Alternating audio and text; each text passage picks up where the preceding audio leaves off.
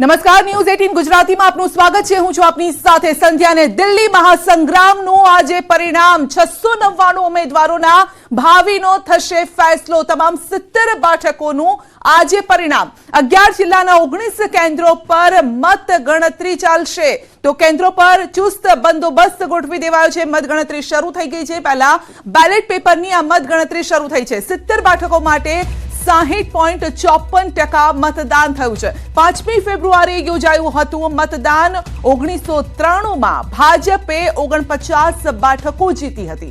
છેલ્લી 3 દિલ્હી વિધાનસભાની ચૂંટણીઓની તુલનામાં આ વખતે ઓછું મતદાન થયું છે।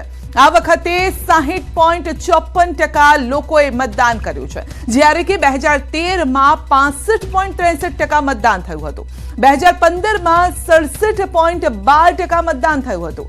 2020 માં 62.59% મતદાન થયું હતું। 2013 માં આપે કોંગ્રેસના સમર્થનથી પહેલી વખત સરકાર બનાવી, જો કે આ ગઠબંધન ટકી ન શક્યું અને ત્યારબાદ 2015 અને 2020 માં યોજાયેલી ચૂંટણીઓમાં આપે સંપૂર્ણ બહુમતી સાથે સરકાર બનાવી અને માટે જ ફરી એક વખત અરવિંદ કેજરીવાલ આશ્વસ્ત છે કે આ વખતે ફરી એક વખત તેમની સરકાર બનશે અને ફરી એક વખત મુખ્યમંત્રી પણ બનશે। પહેલા આપ આ દ્રશ્યો જોઈ લો।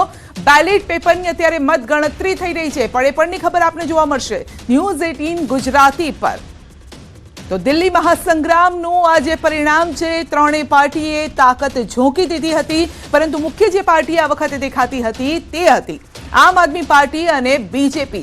બીજેપી આશ્વસ્ત છે કે આમ આદમી પાર્ટીને લોકો જાકારો આપી રહ્યા છે અને જીત મળવાની છે તો બીજેપીને મળવાની છે। અને જો આ જીત મળે છે તો 27 વર્ષ બાદ જે 27 વર્ષનો વનવાસ હતો તે બીજેપીનો પૂર્ણ થઈ શકે છે અને બીજેપી આશ્વસ્ત છે કે સરકાર તો તેમની જ બની રહી છે। અત્યારે સવારમાં જે નેતાઓ છે, ઉમેદવારો જે ચૂંટણી મેદાનમાં જેઓએ ઝંપલાવ્યું હતું તે ભગવાનના દર્શન કરી અને ત્યારબાદ પોલિંગ બૂથ પર તેઓ પહોંચી રહ્યા છે। देखिए, ये जो चुनाव रहा है, ये कोई साधारण चुनाव नहीं रहा। हाँ। ये एक अच्छाई और बुराई की लड़ाई रही है। ये काम और गुंडागर्दी की लड़ाई रही है और मुझे पूरा भरोसा है कि कालका जी के लोग और पूरी दिल्ली के लोग अच्छाई के साथ खड़े होंगे, काम के साथ खड़े होंगे, आम आदमी पार्टी और अरविंद केजरीवाल जी के साथ खड़े होंगे। दिल्ली के लिए कोई नंबर आप प्रेडिक्ट करना चाहेंगे आज?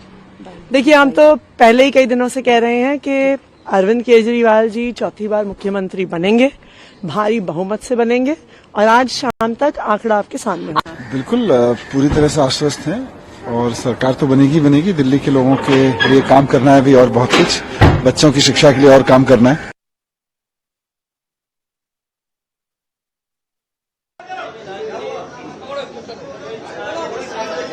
आज कालका माँ के दर्शन हुए और बहुत अच्छे दर्शन हुए। सुबह सुबह हमारी कुलदेवी है और हर अच्छे काम की शुरुआत माँ के आशीर्वाद से करते हैं और ऐसे ही करेंगे।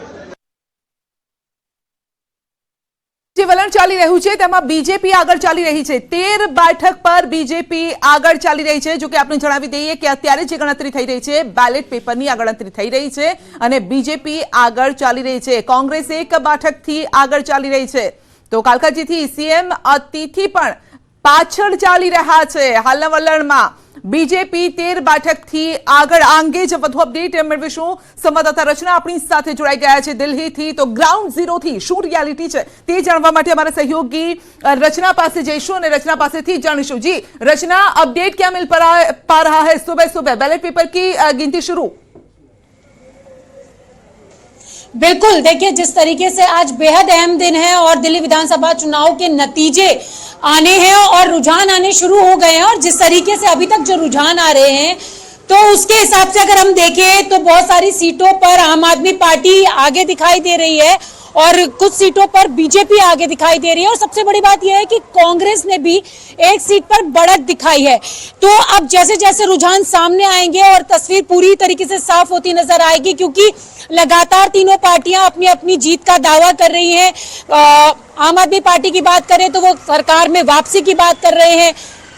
आम आदमी पार्टी तो वापसी की बात कर रही है, लेकिन अगर हम भाजपा की बात करें तो भाजपा अपने 27 साल के वनवास को खत्म करने की पुरजोर कोशिश में है।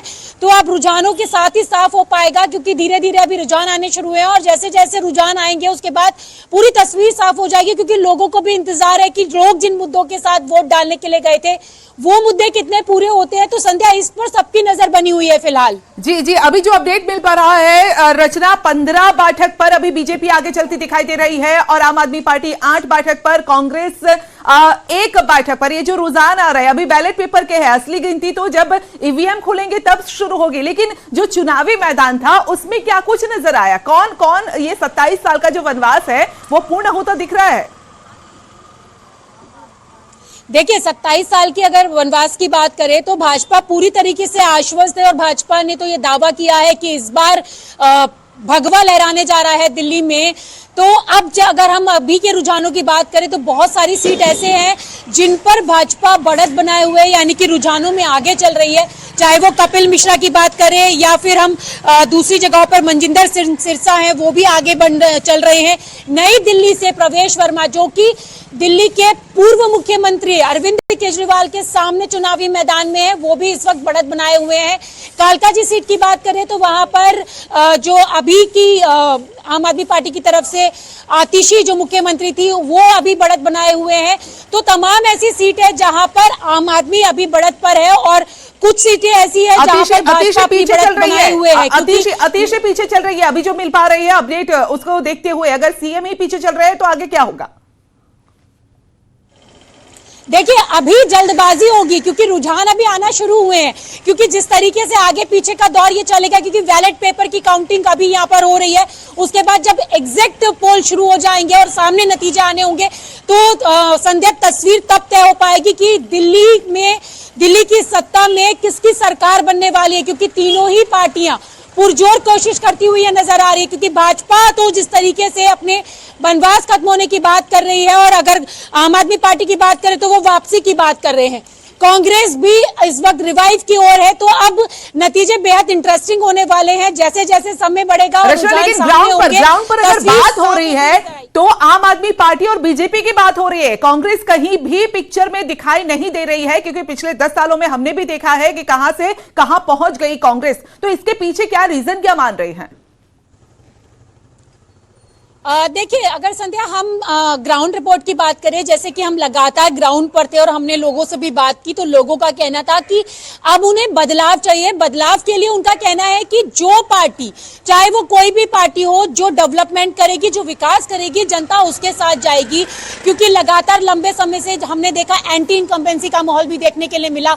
लोगों की जो बेसिक जो जरूरतें होती हैं वो वहां पर पूरी नहीं हो पा रही थी। तो लोग कह रहे थे कि जो हम ऐसा जनप्रतिनिधि चाहते हैं जो हमारी समस्याएं सुने, हमारी समस्याओं का समाधान निकाले और हमें बेसिक सुविधाएं दे।